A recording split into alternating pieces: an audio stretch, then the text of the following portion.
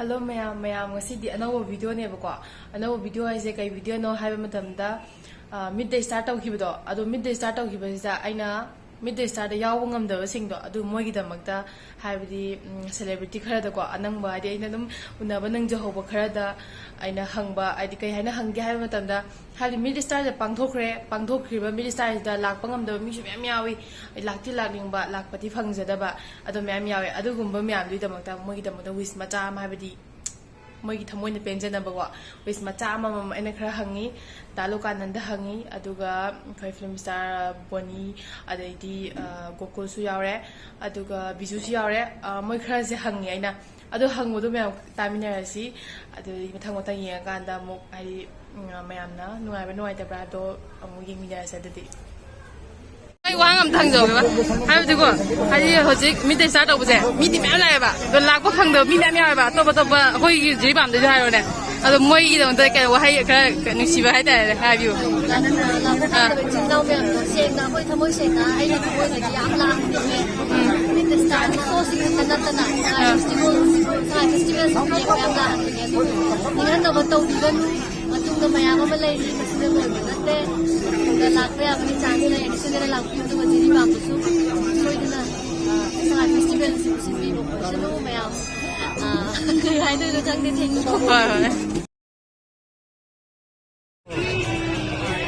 Video demo to kabe ya na kapo pa. Apa po?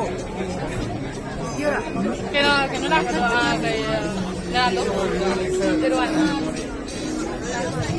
Akoi midday start taw ije. Midday start taw basta mi myam na ba district tongan Manipur district ni lai na Assam zu meite myam da to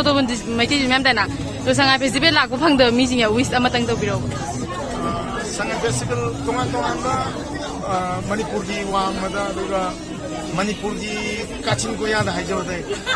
Manipur lengang lagi tongan mama pham tarau hong da pangthok ga su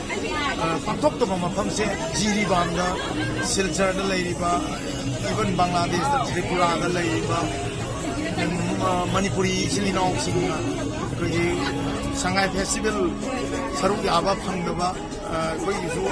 akoi na yamna nungai ta ba hai jana dai loi na mang yong min na ga sida koi punna celebrate tong ba thorom sin sin mapong ban ya ong na dia du koi gi ISTV na information service television network ki kutham da YouTube koi gi ISTV pa YouTube channel na ching ba da amjaba thorom sing da pangthui ba man event sing je live telecast tawdana tongan ba mawong da yonghan na ba paw mai na siam da na event gi live na tongan ba mawong da hai jo ta re ni pum ting na yong na bo hana ba da ISTV Impal YouTube channel na sing da yeng gi ro khai kom na mo ko so ISTV gi mo chin jara ga midday star gi ko samoy na ISTV gi behalf da Kagi event midday star si yang diri mo so ngai le chana thaga chari mathangi lakadori ba season 2023 sangai festival da ISTV na so hena mapung haba thoram pangthok pa sandok pa miam de yengan mangamba ujeng ya Jadi ISTV na pang ko midday start de pang ko na alo midday da yang da mi yan de ba adu moi da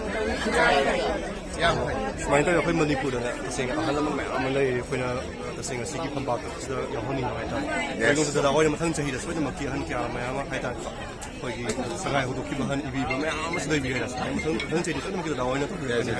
Dah awal jauh mana mana jauh kita, macam kia nak bang macam tahu pun nak kita orang tu yang macam peluk kian nak kita. Video tu macam dah hena mai kau. Lakwa ngam da ba. Tahu ko sa kai haji sangai festival lakwa phang da mi myam yawi da. To ba haji hoi mai tai Same way Shanghai Festival lakpa phangdab se aidi adum numit khudingi boniga igana ayamba maximum akhoi kainogi je posters ni na ko dum hai rabane kaino di yeni na sports di haibane sigakane da mammi di lak Laga su maning de lepa awang ni lak kundrana ko maina kulap yeng Dah ISTV su yang jauh. aduga Mana nak kopi lagi bayam, jadi mengam misi Islam. Sisu channel se 1 2 3 4 na khaidu etna ko id board ki program ama degi midday star gi ado ko an store singi ga ado maina budi khaidu ni but hen haidar na kumang chawsun na ba mong nan du Ano mana mi pang midday star hena pang ado adum ba grade aduga koi government su haidar government su koi gi kaino matam sibudi calendar festival oile rabne to yum ꯑꯉꯥꯡꯒꯤ exam ꯇꯥꯁꯤꯜꯂꯛꯄ ꯑꯗꯒꯤ ꯄꯩꯈꯥ ꯇꯧꯔꯝꯗꯥꯏꯒꯨꯝꯕ ꯇꯧꯕ ꯑꯦꯅꯤ ꯁ꯭ꯀꯨꯜꯒꯤ 12 ꯅꯠꯇ꯭ꯔꯁꯨ ꯑꯩꯈꯣꯏ 7, 8, 9 ꯑꯩꯁꯨ ꯏꯆꯥꯅꯨꯄꯥ class 9ꯒꯤ exam ꯊꯥꯏꯌꯦꯕꯀꯣ ꯑꯗꯨꯗꯨꯅ ꯁꯤꯗꯩꯁꯤꯗ ꯌꯦꯡꯅꯤꯡꯉꯒꯁꯨ ꯑꯉꯥꯡꯁꯤꯡꯗ exam ꯃꯌꯥꯅꯤ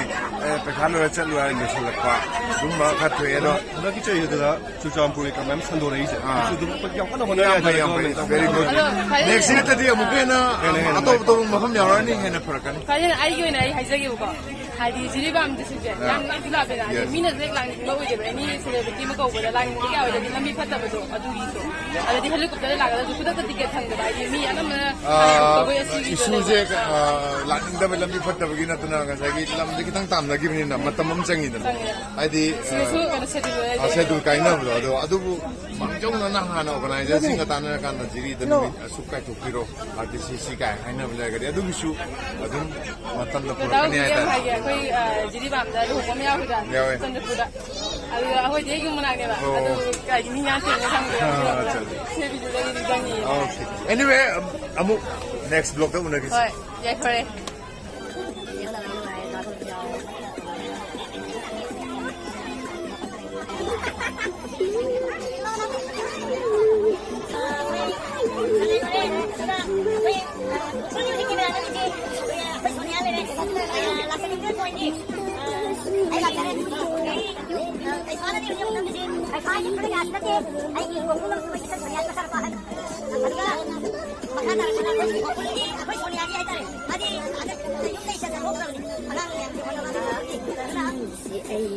Mari YouTube channel se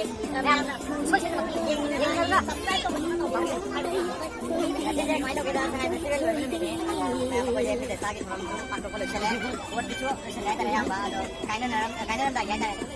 ada artis masih kalau channel apa ani bomba ko ini lah orang kainan dah yang mau kita sahaja ini be kamu sana kamu lagi baik ini ternyata dah bye bye jangan pikirin tak kalau lupa nanti amar Islam ni amar amar kita okay kucing lagi pergi kayak macam panai cari nego kucing lagi dah sampai tahu tu okay anyway hari ko berada kasi ay kena kasi tadi ay ako ina mai cari kasi apa kita lagi koi ko sih kasi sponsor tahu bila kali ko dia tu ay di sini tu ni kucing lagi pergi order singai cari ni sih kita sih mati kamu aja thank you very much and then business my partner tu nasi mungkin nak dapat apa boleh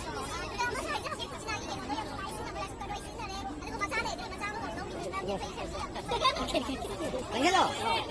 nama itu semua langan betul yes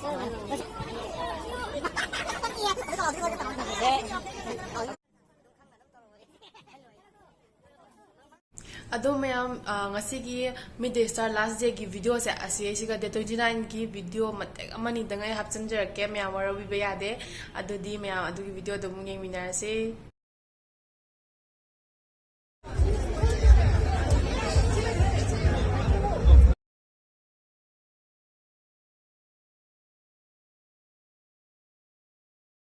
ꯑꯗꯨꯗꯤ ꯃꯌꯥꯝ ꯚꯤꯗꯤꯑꯣꯁꯦ ꯅꯨꯡꯉꯥꯏꯕꯤꯕ꯭ꯔꯥ ꯚꯤꯗꯤꯑꯣꯁꯦ ꯅꯨꯡꯉꯥꯏꯕꯤꯔꯒꯗꯤ ꯀꯃꯦꯟ ꯇꯧꯕꯤꯔꯝꯃꯨ like ꯇꯧꯕꯤꯔꯝꯃꯨ share ꯇꯧꯕꯤꯔꯝꯃꯨ subscribe ꯇꯧꯕꯤꯔꯝꯃꯨ ꯑꯗꯨꯒ ꯚꯤꯗꯤꯑꯣꯁꯦ ꯑꯩꯒꯤ ꯑꯣꯏꯅꯗꯤ ꯌꯥꯝꯅ ꯑꯅꯧꯕ ꯀꯟꯇꯦꯟꯅꯤꯀꯣ ꯑꯗꯨꯗꯤ ꯃꯌꯥꯝ ꯃꯈꯥ ꯇꯥꯅ ꯑꯩꯈꯣꯏ ꯍꯜꯂꯛꯄꯗ ꯑꯗꯨꯝ ꯀꯥꯞꯄꯛꯄ ꯚ꯭ꯌꯨꯁꯤꯡꯗꯣ ꯑꯩ ꯑꯗꯨꯝ ꯎꯠꯆꯔꯛꯀꯦ ꯃꯈꯥ ꯇꯥꯅꯁꯨ ꯑꯩꯒꯤ ꯚꯤꯗꯤꯑꯣꯕꯨ ꯌꯦꯡꯕꯤꯔꯤꯕ ꯄꯨꯝꯅꯃꯛꯄꯨ ꯁꯞꯄꯣꯔꯠ ꯇꯧꯕꯤꯌꯨ ꯑꯗꯨꯒ ꯃꯈꯥ ꯇꯥꯅꯁꯨ ꯅꯨꯡꯉꯥꯏ ꯅꯨꯡꯉꯥꯏꯕ ꯚꯤꯗꯤꯑꯣ ꯁꯦꯝꯕꯗ ꯅꯣꯂꯦꯖ ꯁꯦꯌꯔ ꯇꯧꯕꯤꯔꯛꯎ ꯑꯗꯨꯒ ꯑꯩꯅꯁꯨ ꯃꯌꯥꯝꯒꯤ ꯅꯨꯡꯉꯥꯏ ꯅꯨꯡꯉꯥꯏꯕ ꯑꯗꯨꯝ ꯇꯧꯖꯔꯛꯀꯦ ꯑꯗꯨ ꯍꯥꯏꯔꯒ ꯉꯁꯤꯒꯤ ꯚꯤꯗꯤꯑꯣꯁꯤꯗꯤ ꯃꯌꯥꯝ ꯁ꯭ꯋꯥꯏꯗ ꯂꯣꯏꯁꯤꯟꯖꯔꯒꯦ ꯕꯥꯏ ꯕꯥꯏ ꯐꯦꯁꯇꯤꯚꯦꯜ ꯂꯣꯏꯔꯦ ꯍꯜꯂꯛꯑꯦ ꯄꯣꯂꯤꯊꯤꯟ ꯃꯌꯥꯝ ꯇꯥ ꯂꯩꯍꯧꯔꯦ ꯁꯤꯅ ꯁꯦꯡꯕ ꯃꯤꯗꯤ ꯑꯗꯨꯝ ꯈꯔ ꯋꯥꯅ ꯊꯣꯛꯑꯅꯤ ꯇꯥꯔꯤꯕ ꯄ꯭ꯂꯥꯁꯇꯤꯛ ꯃꯌꯥꯝꯁꯦ ꯌꯦꯡꯉꯨ ꯌꯥꯝ ꯇꯥꯔꯦ ꯄ꯭ꯂꯥꯁꯇꯤꯛ ꯁꯤ ꯁꯦꯡꯕ ꯃꯤꯗꯤ ꯐꯅꯌꯥꯝ ꯋꯥꯗꯣꯏꯅꯤ ꯋꯥꯗꯣꯏꯅꯦꯕ ꯍꯥ ꯀꯩꯌꯥ ꯁꯦꯡꯕ ꯅꯠꯇꯦ ꯅꯪ ꯍꯌꯦꯡꯗꯤ ꯁꯦꯡꯗꯕ ꯌꯥꯔꯣꯏꯗꯅ ꯁꯤꯗꯥꯁꯦ ꯐꯠꯇꯤꯗ꯭ꯔꯕ ꯅꯪ ꯐꯠꯇꯤꯗ꯭ꯔꯕ Mela yang benar itu tidak betul memang cuma sakit tapi yang benar.